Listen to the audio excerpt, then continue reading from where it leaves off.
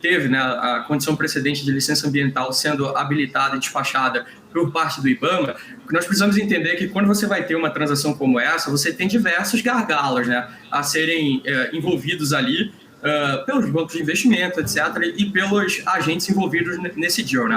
Sendo assim, no começo a gente tem um SPA, depois você vai ter, anteriormente você tem um MOU. Então, o que a gente está vendo aqui agora dado todos esses gargalos, né, de burocráticos, de condições precedentes sendo cumpridos, a gente chega à última etapa desse processo, que é a etapa de closing da operação, o qual, de fato, as garantias vão ser sacadas por parte da 3R, serem pagas à Petrobras e, consequentemente, você tem a empresa, de fato, tendo posse do ativo em termos operacionais e sobre seus balanços contábeis, né? É muito importante ressaltar esse ponto aqui para o investidor. Apesar de já saber, né, pelo menos há um bom tempo, né, que existe uma grande probabilidade da incorporação desse ativo por parte da empresa, você ainda tinha toda a base contábil da empresa sem estar permeada pelo ativo Polo Potiguar. Sendo assim, você muito provavelmente vai ter nos próximos balanços alguma diferenciação em termos de lifting cost, produção bruta, etc.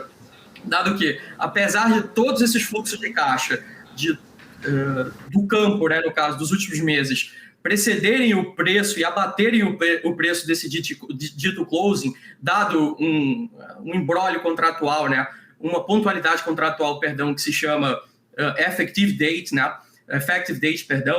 você tem, por fim, como dito, agora, de fato, a intenção de closing da operação, a última etapa, não sobra mais nada e, consequentemente, como dito há pouco, no raio dos próximos 10 a 15 dias, a gente já deve ver isso acontecendo. E por que ainda há, né, esse período de 10 a 15 dias? Primeiro, para que a empresa consiga sacar todo o crédito necessário para arcar com o close da operação. Ontem a gente já teve até um fato relevante nessa linha de raciocínio. Acho que outro ponto que vale a pena ser destacado aqui é quanto a uma questão pontual de negociação de estoques, etc., entendimento do quanto necessário vai ser, quanto maquinário, vai ser necessário para que, de fato, a empresa ordene, né, todas as tratativas do campo. E, não sendo, né, dito isso, fatos postos, eu imagino que nesse intervalo de tempo comentado, a gente já deve ver a 3R operando o campo por conta própria.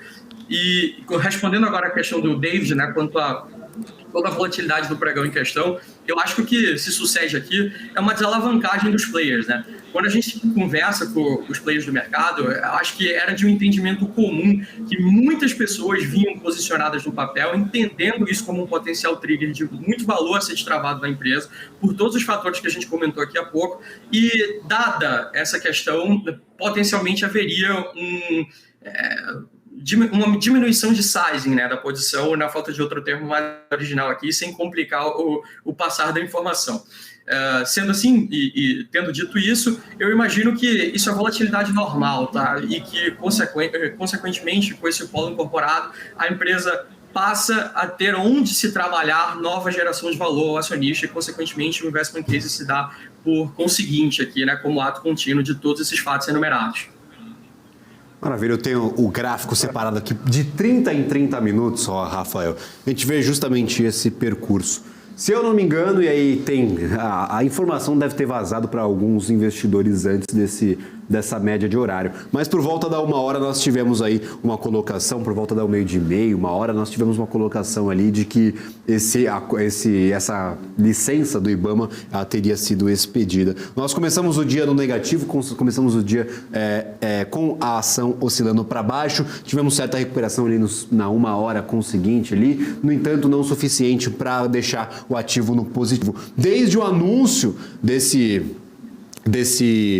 comunicado, inclusive dessa licença obtida pela companhia, nós tivemos uma alta muito significativa. Nós já chegamos aí a oscilar da mínima do dia, que foi lá no começo do pregão, até a máxima do dia, acima aqui dos 11%, quase 12%. Então ganhamos muito valor e desde então perdemos ali praticamente todo esse valor no tempo conseguinte ali. Então foi ao meio-dia, explodimos, a 1h já estava meio a meio, às 2h já tinha ido pro buraco, já tinha perdido praticamente toda a alta do dia, e aí recuperou um pouquinho, fechou com 3,80% de alta o ativo. Então foi um caminho aí bem tortuoso para o ativo de 3R Petróleo. Última pergunta, eu sei que o pessoal aqui que está no nosso Master vai me xingar porque eu estou estourando o tempo do bloco, mas última pergunta aqui para o Rafael, porque eu acho que é um assunto importante. Só com esse deal a gente já consegue destravar aquele valor que as casas de análise estão projetando para o ativo, 70, 80, 90, ou ainda há, depois de firmar, depois desses trâmites burocráticos, como a gente falou, que de 10 a 15 dias, de 15 a 20 dias, para resolver acordos contratuais, resolver a questão de reservas, já há essa possibilidade de destravar aquele valor que nós projetávamos para a companhia, ou ainda há um trabalho muito árduo em cima desse ativo para conseguir otimizar a produção do ativo potiguar? Como que você analisa e como que você olha para esses preço-alvo que as casas estão divulgando, estão colocando nos seus relatórios em relação ao ativo potiguar? É suficiente para a gente atingir os R$80 com a companhia? Gabriel, essa pergunta é muito boa e eu pego até um gancho aqui num erro, né, no esquecimento da minha parte há pouco, para explicar um pouco mais essa dinâmica de reservas. Tá? Você tem o gargalo das reservas 1P, 2P e 3P, que são as reservas provadas, prováveis e possíveis. Tá? E isso tudo é parametrizado, né, precificado por uma certificadora que não tem nada a ver com a empresa, uma certificadora privada, independente, que vai entender qual é o potencial de reservas desses determinados ativos.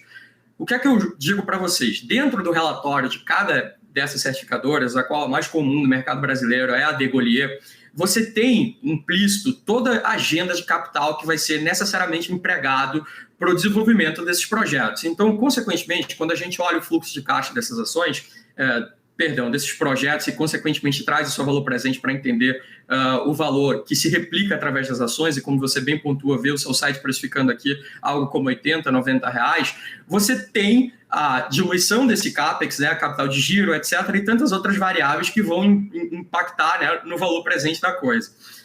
Tendo dito isso, onde é que mora o grande gatilho da coisa aqui para a 3R, que pode gerar valor ao longo do tempo e, consequentemente, fazer com que a empresa passe dessa cotação de R$80, R$90 que você está pondo aí, ou na mesma ótica e fazendo o advogado contrário da coisa, faça com que esses preços-alvos sejam recorrentemente postos para baixo. Vai ser justamente a optimização e necessidade de capital atrelada à eficiência operacional que a empresa puser ao mercado através de seus balanços na base trimestral. Sendo assim, mais recentemente a gente viu a reprecificação, né, a recertificação, no caso de reservas, sendo divulgada para o ano de 2023, fruto ainda do ano de 2022.